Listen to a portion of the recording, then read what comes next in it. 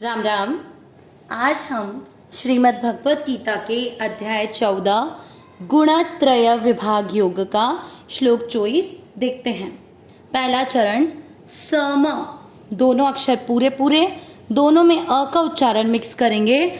सम, दु, दुख, दुख, ख पूरा, ख में अ मिक्स किया, दुख, इसको दुख नहीं बनना है, दुख, सुख, ख पूरा, सुख, सुख, ख में अ की मात्रा विसर्ग को पढ़ेंगे ह, सुख, स आधे व के साथ, स आधा व के साथ, पूरे के साथ, स्व, स्थ, इसको त नहीं पढ़े, कई लोग इसको स्वस्थ पढ़ते हैं, बोलते हैं त नहीं थ बोलना है, स्वस्थ, थ में अ की मात्रा विसर्ग को पढ़ेंगे ह, स्वस्थ। पहला चरण वापस, सम दुख सुख स्वस्थ। दूसरा चरण सम, दोनों अक्षर पूरे पूरे, दोनों में अ का उच्चारण मिक्स करेंगे। सम लोश, लो के बाद आधा श, लोश, ता में आधा श, ताश, म पूरा, म में अ मिक्स करेंगे, लोश ताशम। का के बाद है अनंग, का और अनंग क्या काम करेगा, ये अनंग आधे न की बिंदी का पर लगा देगा, लगा दी और उच्चारण क्या होगा, आधा न। कन, च और न पूरे पूरे अक्षर दोनों में अ मिक्स करेंगे। कांचन, ह, न में अ की मात्रा तो विसर्ग को पढ़ेंगे ह, कांचन ह। दूसरा चरण वापस, समलोष्टाश्म कांचन ह। पहला और दूसरा चरण साथ में, सम दुख सुख स्वस्थ, समलोष्टाश्म कांचन। तीसरा चरण तू आधा ल य के साथ, तुल्य, तुल्य, य पूरा, य में अ मिक्स करना है। प्र, प्र का अर्थ क्या हुआ, आधा प और ये जो मात्रा है ये है र पूरा, प्र। अब यहाँ पर मात्रा क्या है, छोटी, छोटी मात्रा यहाँ लगी तो आधा प ऐसा का ऐसा, र पर ई की मात्रा प्री, प्रिया, प्रियो, ध पर बड़ी ई की मात्रा लंबा खींचेंगे, धीरस, र के साथ आधा सा, धीरस। तीसरा चरण वापस, तुल्य प्रिया प्रियो धीरस। चौथा चरण तुल्य सेम, निंदा, नी के साथ आधा न, निन, दा के साथ आधा त, दात, निंदात, म पूरा, म में अ मिक्स किया, निंदात्म।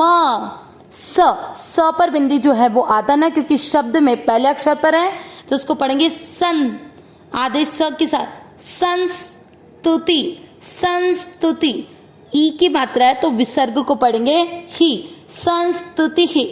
चौथा चरण वापस, तुल्य निंदात्म संस्तुति ही। तीसरा और चौथा चरण साथ में, तुल्य प्रिया प्रियो धीरस, तुल्य निंदात्म संस्तुति ही। पूरे श्लोक का उच्चारण एक साथ, सम दुख सुख स्वस्थ, समलोष्टाश्म कांचन, तुल्य प्रिया प्रियो धीरस, तुल्य निंदात्म संस्तुति ही। एक बार वापस करेंगे, सम दुख सुख स्वस्थ, समलोष्टाश्म कांचन, तुल्य प्रिया प्रियो धीरस, तुल्य निंदात्म संस्तुति ही। अब श्लोक का अर्थ, बहुत बहुत इंपॉर्टेंट श्लोक है ये श्लोक। भगवान जिन्होंने गुणों पर अतिक्रमण पा लिया है उनके लिए बता रहे हैं। अर्जुन के प्रश्न का उत्तर देते हुए भगवान श्लोक नंबर 22 से 27 तक के श्लोक में भगवान अर्जुन के प्रश्न का उत्तर दे रहे हैं कि जो गुणातीत मनुष्य होते हैं उनके क्या क्या आचरण होते हैं, किन लक्षणों से वह युक्त होता है और किस तरह वह गुणों पर अतिक्रमण पा सकता है।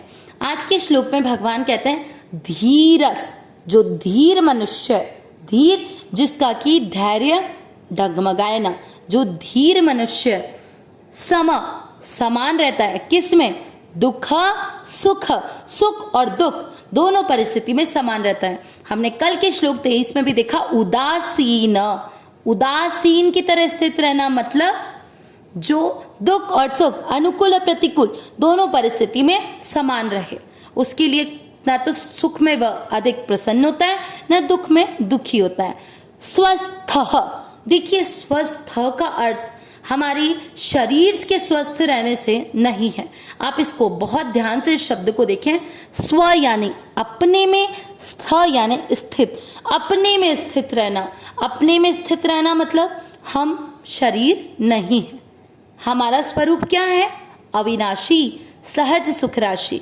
क्योंकि हम परमात्मा के स्वरूप है, परमात्मा के अंश होने के कारण हमारा भी अविनाशी स्वरूप है, सहज सुख राशि, हम सुख का खजाना है।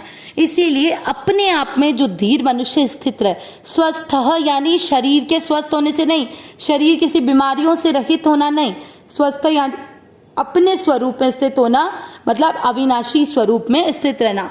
समय जो समान रहता है, किस में? जिसके लिए समान है क्या? लोष्ट और अश्म, ये दो शब्द हैं इसमें। अ की मात्रा अ दोनों मिलके आ बन गया, इसलिए लोष्टा बन गया। लोष्ट का अर्थ होता है मिट्टी के ढेले और अश्म का अर्थ होता है पत्थर। जो मिट्टी के ढेले, पत्थर और कांचन यानी सोने, जिसके लिए तीनों चीजें समान है। इसका कहने का तात्पर्य ये नहीं कि जिसके लिए मिट्टी के ढेले, पत्थर और सोने की समान वैल्यू है, समानता है। क्यों? क्योंकि उसके लिए संसार के विषय भोग कोई महत्व रखते ही नहीं है, इसलिए उसके लिए सबकी कीमत समान है। क्योंकि उसके लिए सबसे अधिक कीमती क्या है? भगवान का नाम। तुल्य समान है क्या? प्रिया प्रियो, प्रिया यानी जो प्रिय है उसका, अब जिसको जो उसको मन को सही लगते हैं। अब प्रिय और अप्रिय, यहां पर भी प्रिय और अप्रिय ये दो शब्द जुड़े हैं, तो अ और अ की मात्रा बन के आ बन गया। तो जो प्रिय और अप्रिय के साथ में समान है, और तुल्य है जिसके लिए निंदात्म, जिसकी अपनी निंदा और संस्तुति, स्तुति यानी तारीफ, जिसकी प्रशंसा और निंदा में वो समान है। निंदात्म, निंदा और आत्म, आत्म यानी अपनी, निंदा और प्रार्थना उसके लिए समान है।